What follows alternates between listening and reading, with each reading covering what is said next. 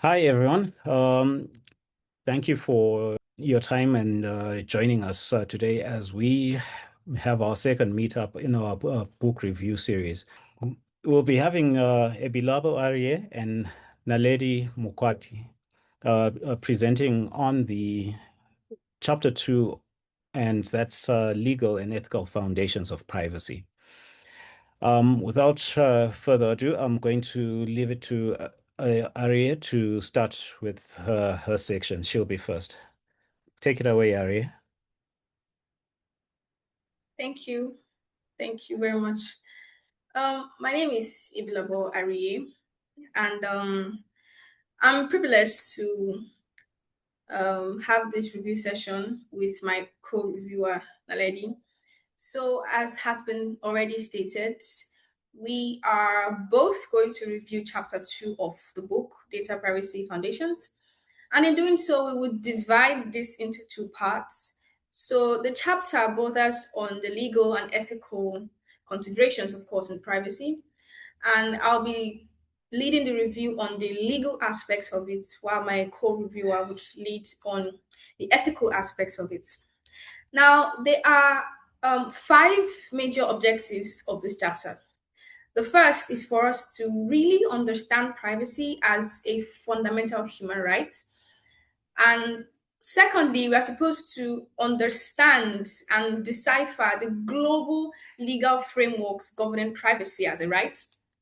Also, we would distinguish between the different legal approaches to privacy and data protection across jurisdictions. And also, would recognize the ethical considerations that exist beyond legal compliance and also analyze the tensions between privacy and other competing rights and interests. So, without further ado, let's have this introduction. So, personally, for me, I believe that this chapter is very, very important. Chapter 1, of course, laid the foundation of the book, but chapter 2 went a step further to make us understand privacy as a human right. And I believe this is important because it shifts our narrative from seeing privacy just as a compliance checklist that we need to tick off and makes us see it as something that individuals deserve. It's something that's it's universal, it's indivisible, it's inalienable, it's a right conferred to them as human beings. And I believe that this mindset shift is what makes chapter 2 stand out for me. So, how is privacy a fundamental human right? A couple of times we hear people maybe make the mistake of thinking that the right to privacy is a recent development that was introduced in the last couple of years. Sometimes some people conceive of it as an offshoot of other rights. But in this chapter lays the foundation to make us see that the right to privacy is not a recent phenomenon, but something that has actually been in existence. And this is a fundamental right in the sense that it is primary, it is primordial, it's the basic right of all human beings. And it applies to every human being, irrespective of age, race, gender, etc.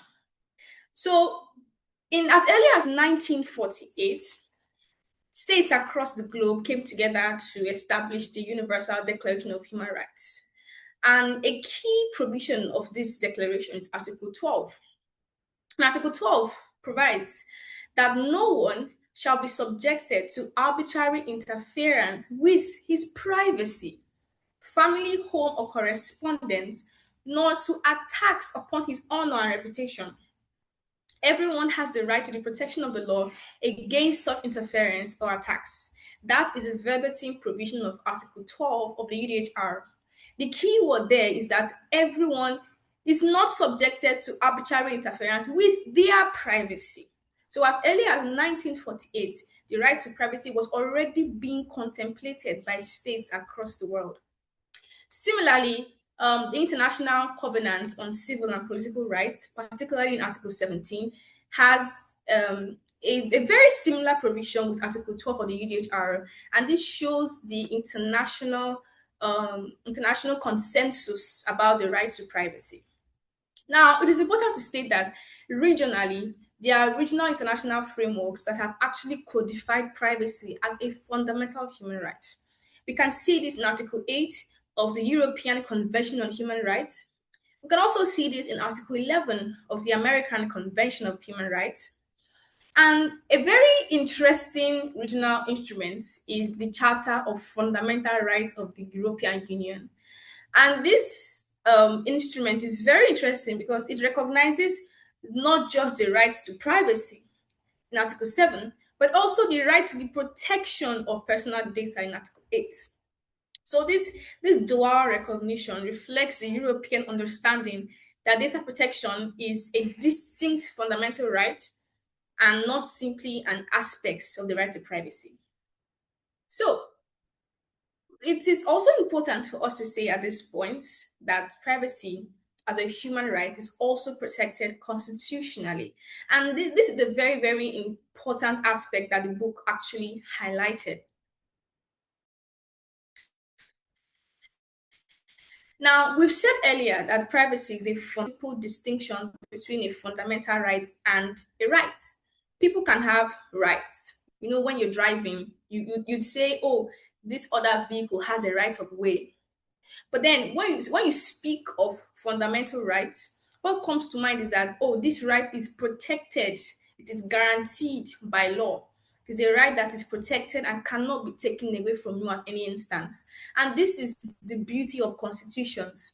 So the book highlighted the fact that there are several constitutions across the world that has actually guaranteed privacy as a fundamental right.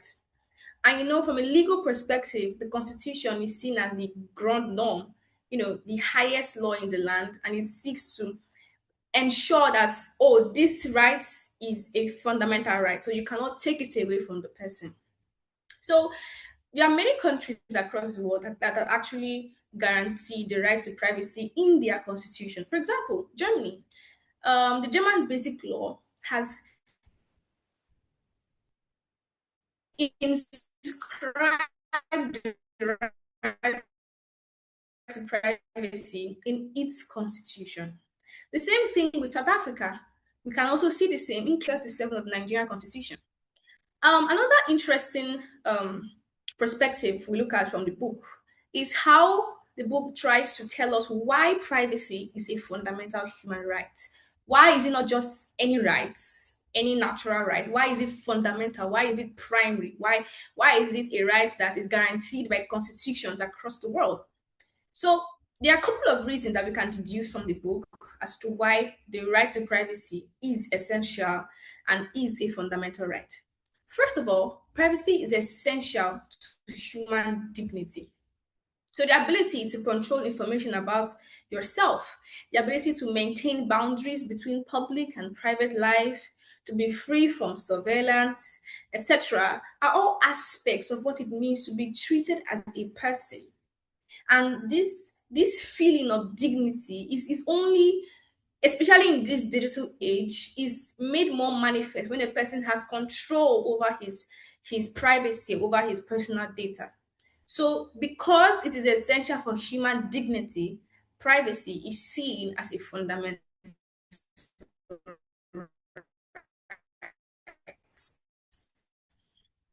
Another important for autonomy and self-determination. So when individuals know that they are being watched, or when they know that their activities are being recorded, they tend to, behave in a certain way because they feel, oh, I'm surrounded by people who are looking at me, so I'm not free to be myself, to act autonomously. That feeling of being under surveillance influences the way that people act.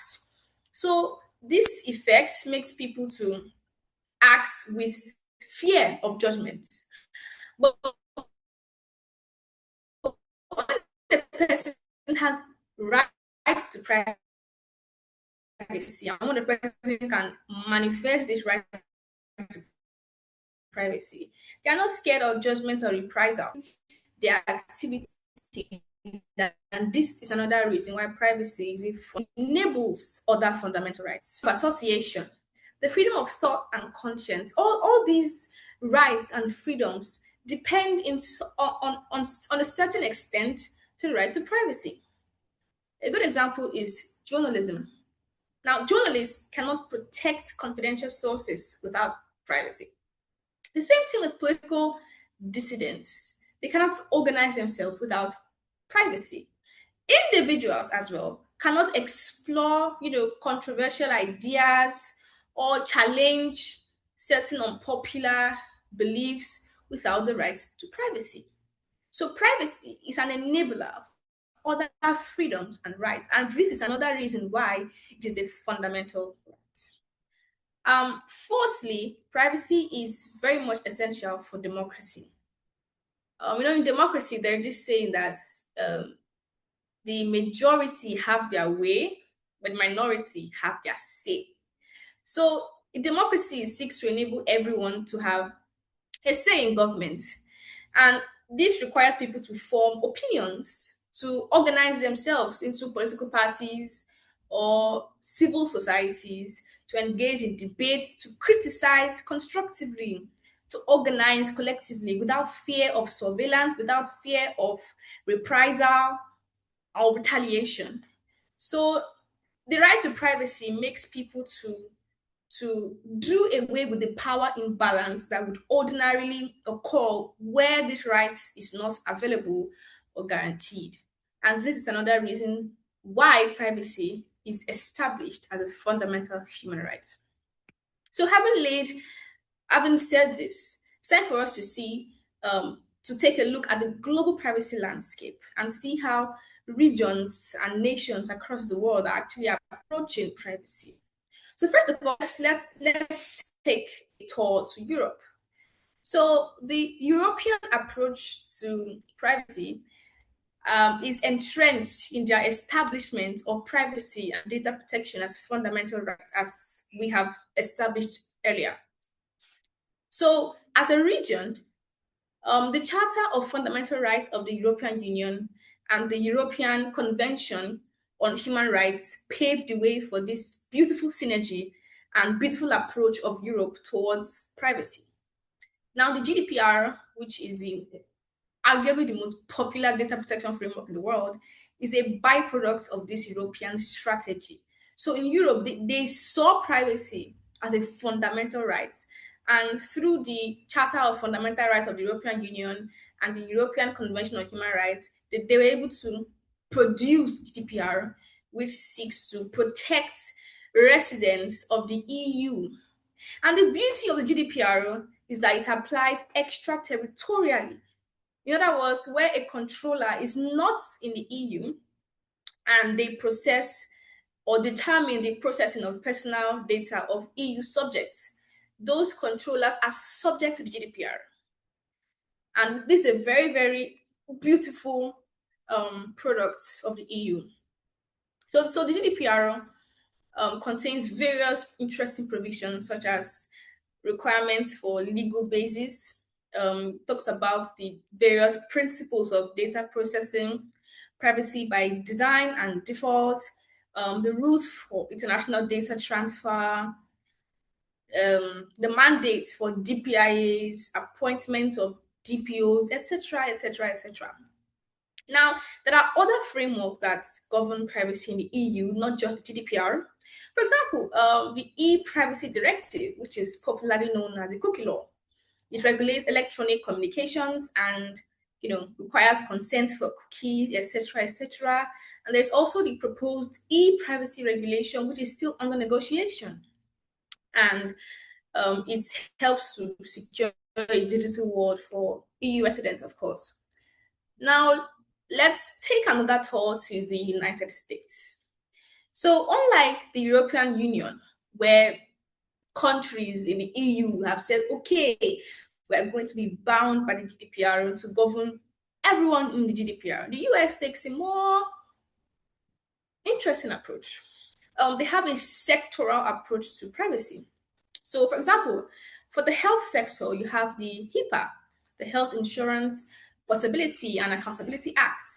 For financial data, there is the Graham-Leach-Bailey Act. And for children information, we have the Children's Online Privacy Protection Act. Also, for credit reporting, there is a Fair Credit Reporting Act which regulates credit, credit information in the US.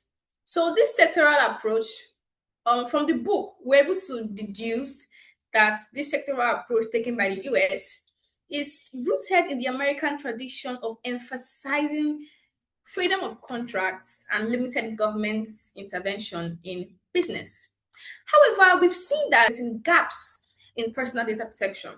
And as a result of this, various states in the US began to legislate their own privacy laws.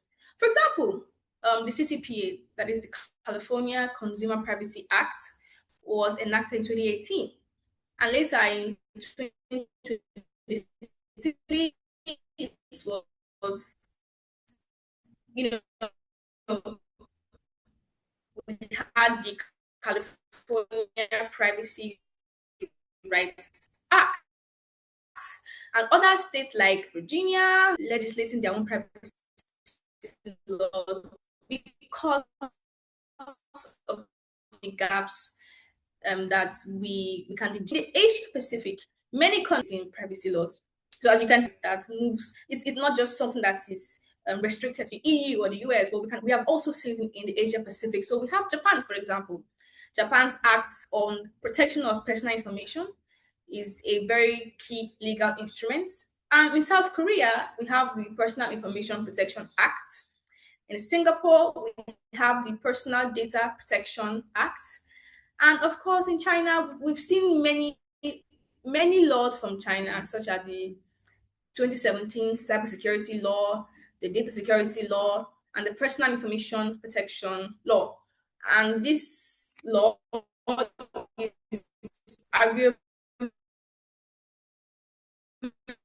China's most comprehensive data protection law, and it has similar principles to the GDPR, such as data minimization, purpose limitation, etc. Personal Data Protection Acts.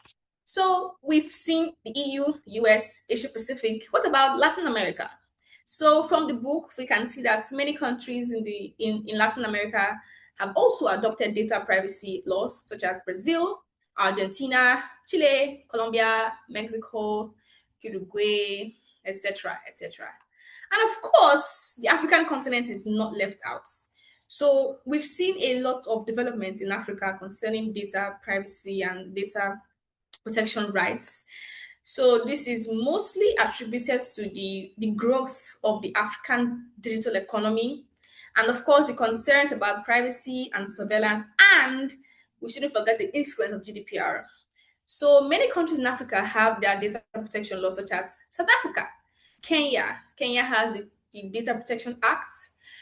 Nigeria has the National Data Protection Act. We have Uganda as well, Egypt, Zimbabwe, Mauritius, Botswana, etc.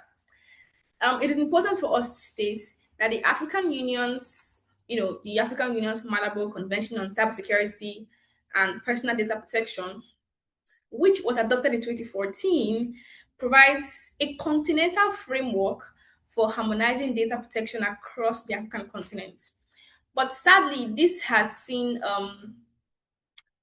it's a work in progress, basically, because it has been ratified by only a limited number of countries, and implementation is still a work in progress, basically. So while there are many data protection frameworks across the globe, I mean, from the EU to the US, Asia Pacific, Latin America, and Africa, there are so many legal frameworks. But there are consistent principles in these frameworks, and this is the beauty of data protection laws, because it's a fundamental right that is universal. So yes, there will be disparities between the laws, but there are certain provisions that are consistent. For example, let's look at the principle of transparency. Basically, all frameworks agree that individuals should be informed about data collection and use. Also, purpose limitation is another consistent principle.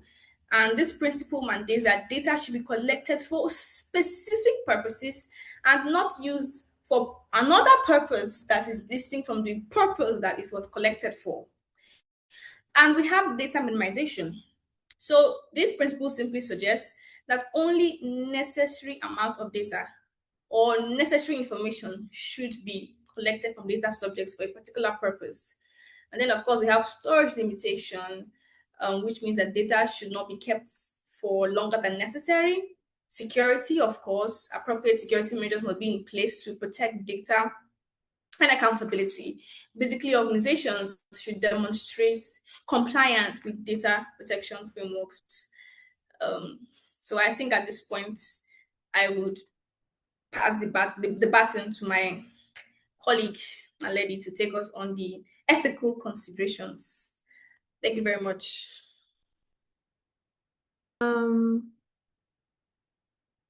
Good day once again. I hope I'm audible. So as already mentioned by Ariye, I'll be starting off with the ethical considerations beyond legal compliance. And then I'll go right up to the end of the chapter. One of the things that I picked about this chapter is that, or this book generally, is that it's quite easy to understand. I personally feel that it's a book that can start off kids in school in terms of learning about privacy.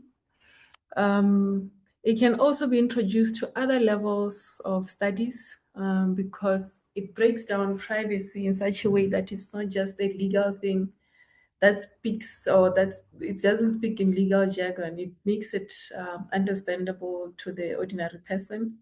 So I really would recommend it for people who want to get into privacy and to just for it to be used in school someday, so that privacy is not something that people meet through professionals or practitioners saying, no, you need to protect your data. It should be something that individuals know about from a young age, and they have to be sensitized to know that it is their first responsibility to protect their own personal data.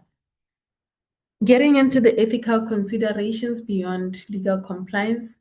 So basically, the book does outline that laws establish minimum standards, but organizations must ensure that they consider ethics in the processing of their data. And these ethics are highlighted to the principles of processing personal data, which Ariye highlighted when she was presenting earlier. So there is the ethics of consent.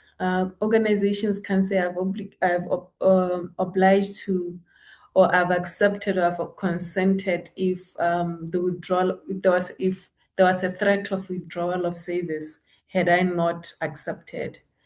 And also, I think this cookie issue should be looked into, because most people, including myself, we have cookie fatigue. So consent must be free and unambiguous. People shouldn't just do it to get over it so that they can get the service they want. So so there has to be an ethics of consent. Then there has to be the ethics of data. So this one aligns to purpose limitation, ensuring that data use is not used for exploitation. So the book asks the question, should organizations use personal data to exploit psychological vulnerabilities or manipulate behavior? Even if individuals have consented, should algorithms be used to make decisions that significantly affect people's lives, even if those algorithms are accurate on average but may be fair to individuals? Other ethical considerations highlighted in the book are as follows: the ethics of algorithmic decision-making, the ethics of surveillance. So ethical decisions require that surveillance be proportionate to the legitimate aim. And it also speaks to the ethics of data retention, which was touched on earlier in terms of explaining the principles of processing. So in conclusion, there is a need to balance privacy with other values. Privacy is an important value, but it is not the only value. In some circumstances, privacy must be balanced against other important issues or interests like public health, national security, freedom of expression, or even innovation. An example given in the book, which we have all experienced if we are still alive today, is the COVID-19 pandemic, where many countries implemented the contact tracing systems that involved collecting location and health data. So these systems raised significant privacy concerns. But looking at the situation that we're in, they were justified by the urgent need to control the spread of the disease. So the key ethical principle is proportionality. Privacy restrictions should be no greater than necessary to achieve the legitimate aim, and less intrusive alternatives should be considered in this process. Moving on from the ethical considerations, I'll go into the next aspect of the book, which really spoke to comparing legal regimes. So there are common principles across jurisdictions, most borrowed from the GDPR, which is sort of like the benchmark. I shouldn't say sort of, it is the benchmark. We know how advanced the GDPR is. So important differences do remain. So the GDPR's requirement for a legal basis for processing is more stringent than the CCPA's notice and opt-out model. CCPA is the California one, and the GDPR's restrictions on international data transfers are more detailed than those in many other jurisdictions. I guess that's why we have the Schrems case. It's because of this. While China's emphasis on data localization and state access to data reflects different priorities. However, it's important for data protection practitioners to understand the principles in which they in the jurisdiction that they operate in. So there is, of course, a tension between privacy and other rights. Ariye touched a bit on journalism. So the first one there is the privacy versus freedom of expression. We all know that privacy does not exist in isolation, and therefore it must be balanced out with other rights and interests. So in terms of privacy versus freedom of expression, it's one of the most significant tensions in that journalists, researchers, and others who publish information about individuals may conflict with those individuals' rights to privacy. The right to be forgotten, for example, which is recognized by the European law, allows individuals to request that search engines delist certain information about them. However, this can conflict with the public's right to access of information and media's freedom to report. This should be this should be handled case by case. So some of the factors that could be considered is whether the individual is a public figure, whether the information is of public interest, and how much time has passed since the events in questions.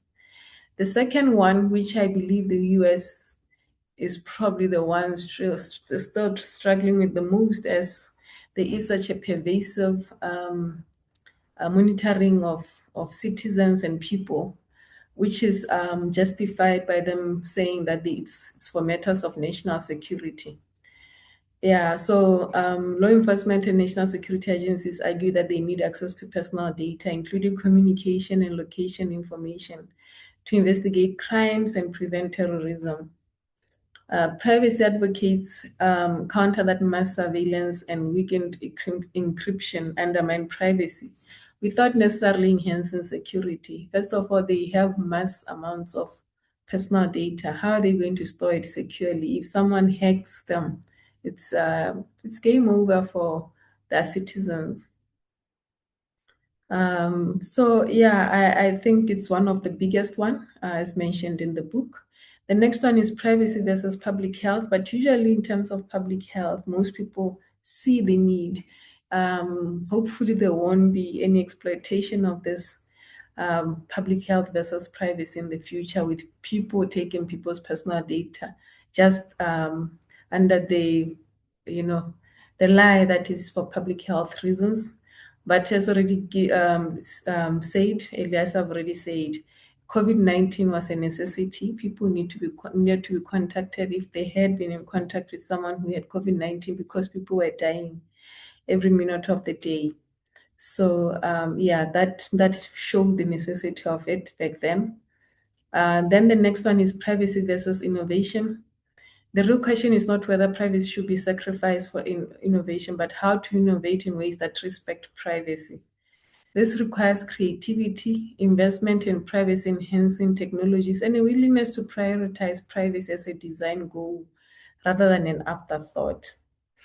So briefly, I mentioned the Schrems case, which is Schrems is an Australian activist, privacy activist. In the case known as Schrems 2, decided by the Court of Justice of the European Union in July 2020, it illustrates the complex interplay between privacy rights, legal frameworks, and geopolitical considerations. So Schrems filed a complaint with the Irish Data Protection Commissioner in 2013, arguing that Facebook's transfer of his personal data from the European Union to the States violated his privacy rights. So Schrems argued that the US surveillance programs revealed by Edward Snowden meant that US citizens' data was not adequately protected in the United States. His complaints invalidated the safe harbor framework and the privacy shield frameworks that tried to facilitate the transfer of data from the UK to the US, but the courts found them inadequate following the Schrems case. So this decision had geopolitical implications as well, highlighting tensions between the EU's strong privacy protections and US national security priorities.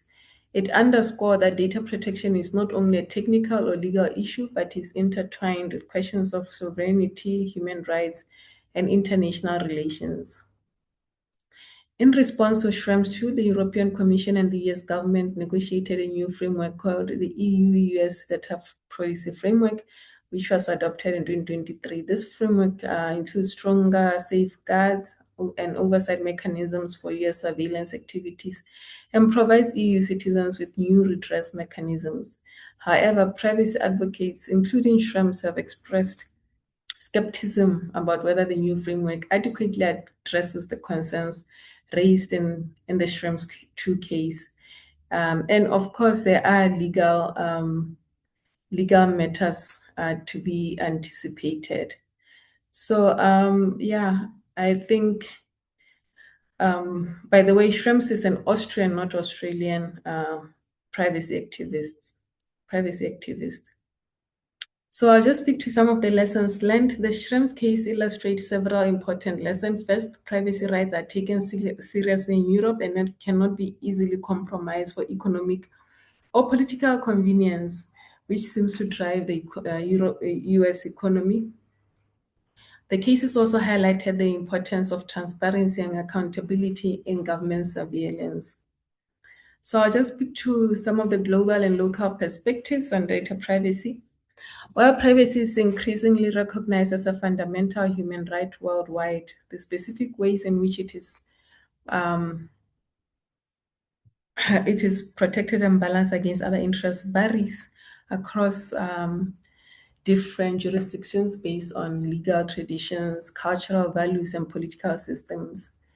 In Europe, the emphasis on privacy as a fundamental right reflects a legal tradition that places human dignity at the center of the legal order, which is what we all strive for or would like for ourselves as citizens and even for our loved ones. I guess that's why the GDPR is a benchmark. While in Africa, the development of data protection frameworks reflects both the influence of global standards, particularly the GDPR, as with other jurisdictions, and local context. Many African countries are grappling with the challenge of building digital economies while protecting citizens from privacy harms.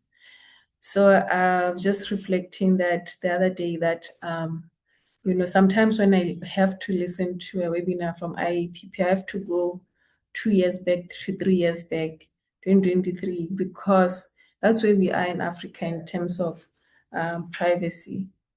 However, we are there, but AI has advanced, so we need to balance the now and the then. And then there's a rapid growth of mobile money, digital identity system and e-government services, which have created both opportunities and risks. In our country, Botswana, we have issues with mobile money fraud, theft of personal data, even banks, you find someone calling you, they have your bank account number. So that allows them to have your trust. Although these days people are skeptical, they don't really respond to anything, even if it's an actual bank calling. They'd rather walk into the bank and get assistance than to get someone calling them, asking them for their personal data, which is a good thing. It means that we've advanced in terms of educating people about the need to protect who they share information with. Data protection laws must be adapted to contexts where internet penetrations may be lower. This is in Africa, where informal economies are significant and where state capacity for enforcement may be limited. We do know that we still have a lot of rural areas in Africa, so we need to adapt to that in practicing data privacy. As here, most people who fall victim to these scams are older people. Common pitfalls and practical tips that the book touched on is the pitfall 1, assuming that legal compliance is sufficient. So it's not just sufficient to say, no, we've compliant, we have the policies, there has to be more than that, there has to be more than a tick box.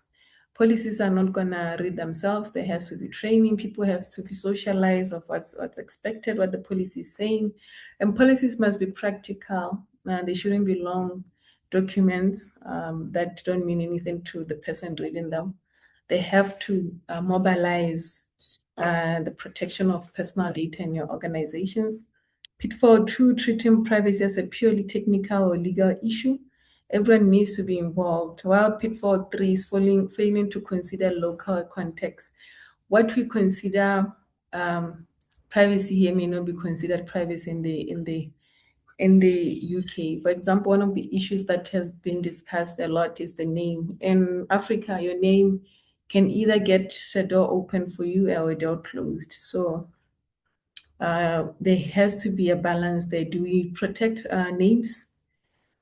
In Africa, do we make them sensitive personal data in recruitment processes, for example? Some of the questions we can ask ourselves. While pitfall 4 is viewing privacy and other values as zero-sum, privacy does not have to be sacrificed for security, innovation, or other important goals. Creative solutions can often respect privacy while accommodating other interests. Right. I'll just move on to practical tips that we can take from the book. Tip 1, it's important to develop a privacy philosophy for your organization that goes beyond legal compliance. Tip number 2, stay informed about legal developments in all jurisdictions where you operate.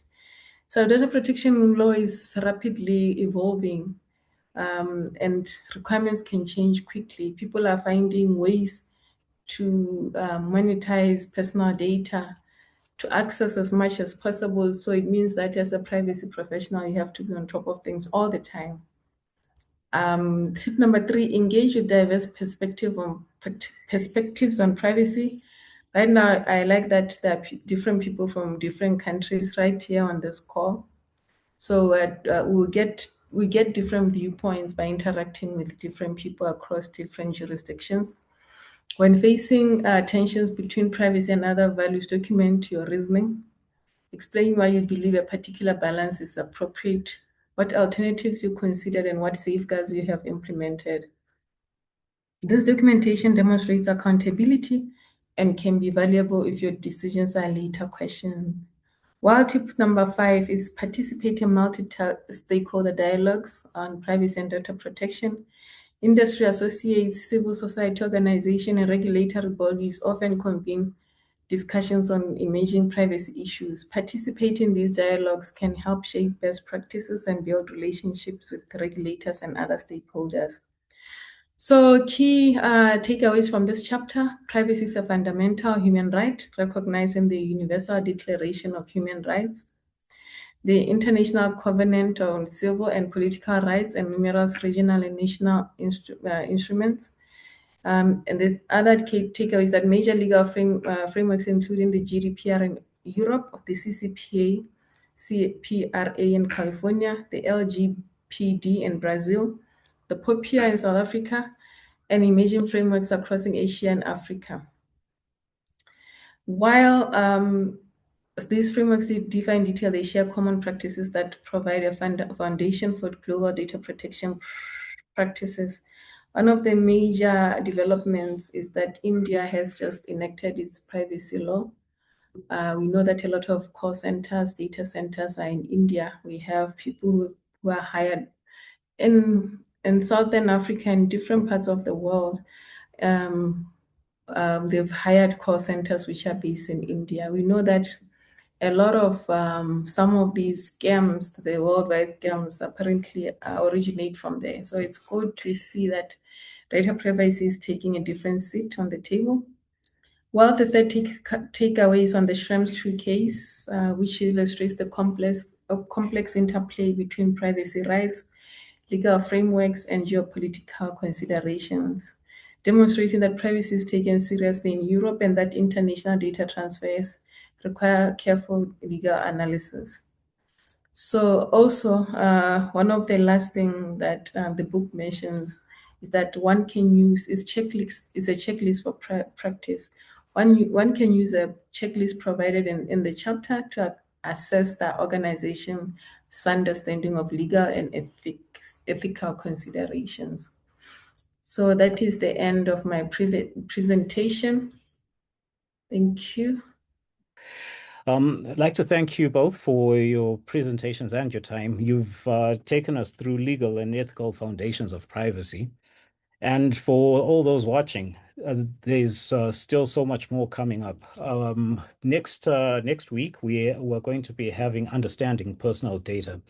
And we should have two, if not three presenters. One already has confirmed, that is Abiodun. And I believe we have two that have voiced interest. So, and I'm possibly one of them. So join us this coming Thursday, and well, knowledge coming your way. Also, just a reminder, this coming Wednesday, we have our data protection in practice webinar coming up, and there's also the DPO Den for Success that you can access on our website. Join us on the Wednesday webinar and join the DPO Den, sign up for the DPO Den for Success, and you get personalized coaching. Until next time, this is Prince from the Policy and Practice Working Group signing out. Thank you again, Ebilabo, Ariye, and Naledi Mokgwathi.